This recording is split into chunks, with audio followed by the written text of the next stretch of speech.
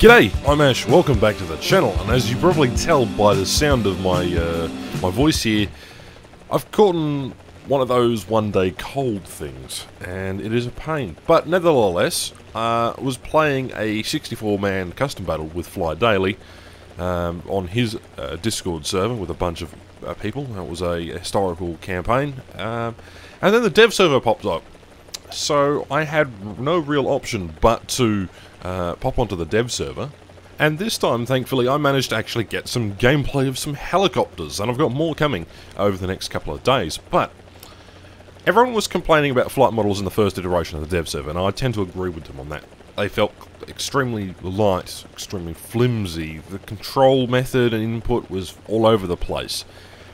This iteration of the dev server proves the opposite. It seems that they've heavied the overall responsiveness of how you aim, how you control your helicopter. It doesn't necessarily speed up. They feel quite cumbersome, quite slow, but still effective. And I think the best way to put them is the fact that helicopters have potential to be incredibly devastating weapons.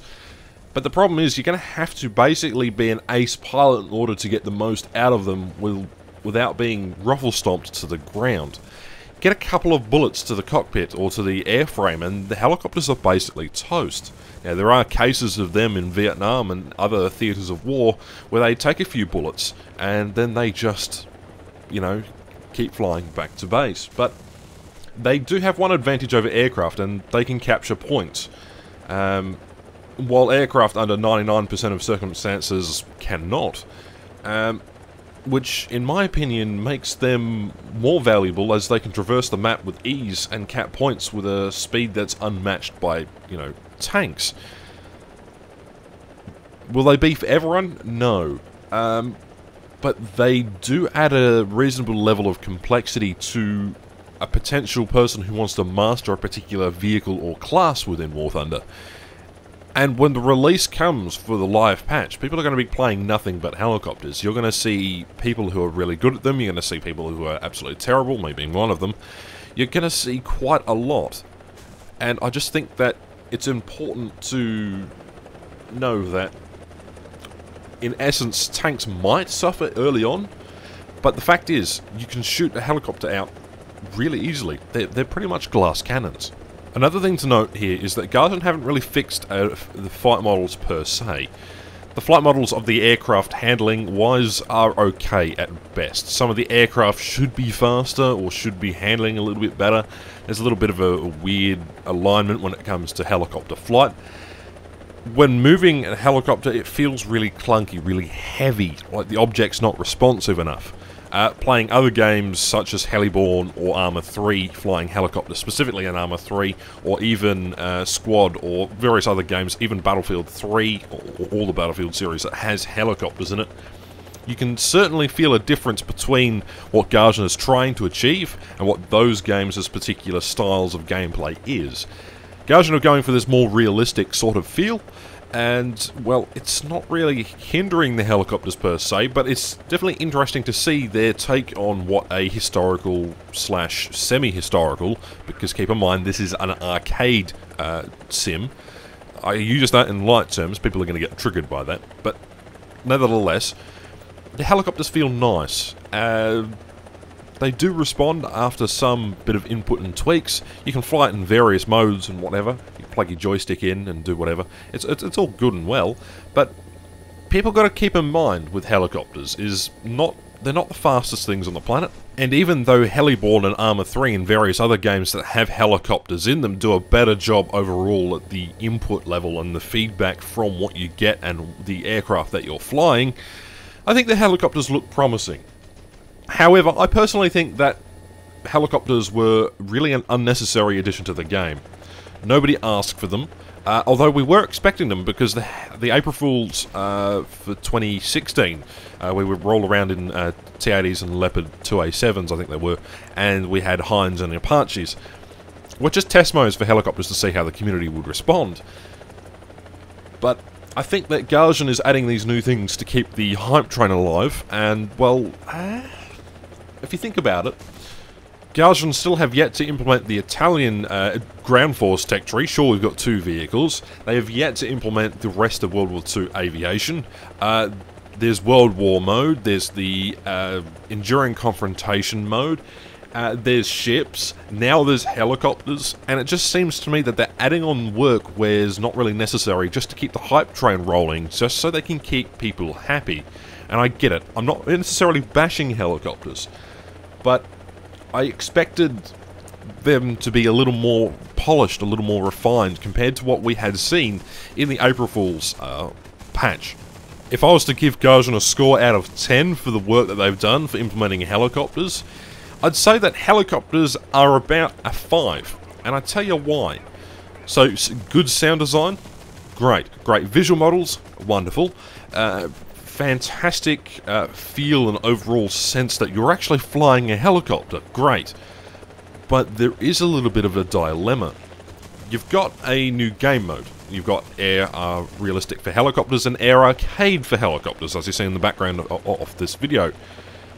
There is a new map and various other bits and pieces for these helicopters. I find that fantastic, but I find the major fact here to be balance.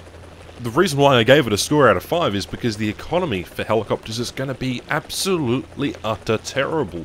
Because some of these helicopters are 300, 400,000 research points, let alone what the actual cost of the Silver Lions it will be per aircraft. So, you counter that into effect, and then you've got how many modules and how many, upgrades you've got to put on the vehicle to make them, somewhat useful in battle. Here's the big kicker. I upgraded all of my American vehicles and purchased them with Silver Lions. Granted, the Silver Lions was a bit cheaper than what it would have been on the live server, but I crewed them, I put ace crew in them and everything. To put all the helicopters, the American helicopters, into a crew lineup and fully upgrade them all, it cost me round about 80,000 Golden Eagles. Just put that into perspective. That's how bad the economy is. And if you're wanting to do upgrades for your vehicles and for your helicopters and get them out of the way, it's going to be worse than a tier 6 top grind in tanks, I can tell you that much. And these are helicopters. So I assume that the helicopters also have the same level of economy grind as tanks, considering that they're close air support role orientated and how they're focused.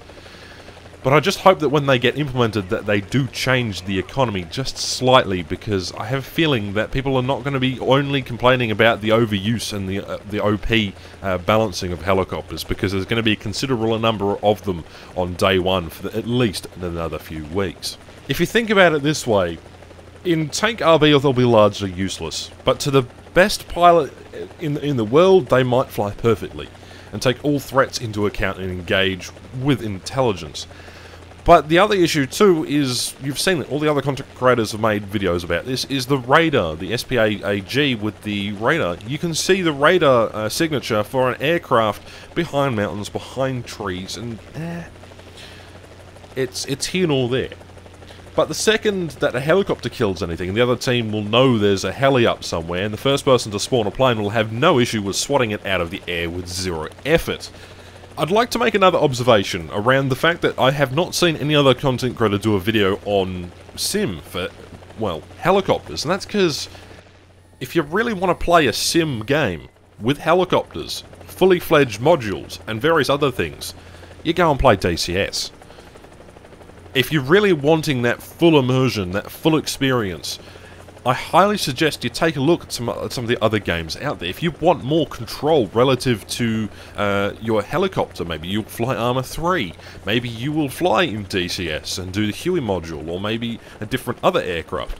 Or maybe you'll fly an arcade game called Heliborn and, lighten it up a little bit. Or you'll play it in your first-person shooters like Battlefield. I think that Gaussian really need to work hard to get what they need finished. They need to address the community issues and concerns when it comes to how helicopters feel.